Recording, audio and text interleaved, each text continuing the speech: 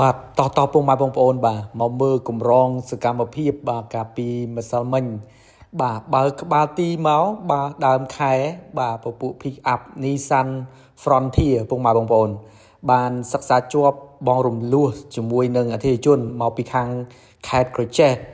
ជាក់ស្ដែងពុកម៉ែបងប្អូនបាទបងប្រុសបងស្រីដាក់ពាក្យសិក្សាជាមួយនឹងរថយន្ត Tacoma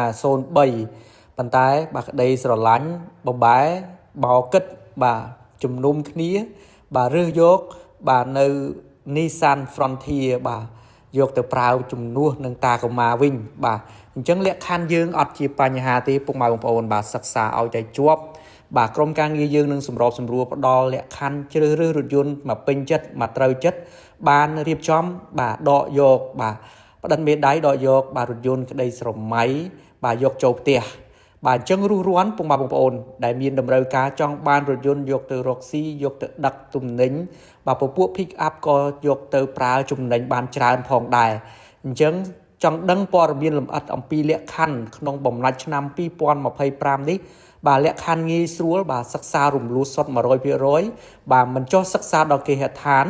បាទទម្លាក់លេខមួយខ្សែចូលក្នុងប្រអប់សាររបស់ page នោះបាទក្រុមការងារជំនាញរងចាំស្វាគមន៍តាក់ទងទៅផ្ដល់ការប្រឹក្សាជូនពុកម៉ែបងប្អូនទូទាំង25ខេត្តក្រុង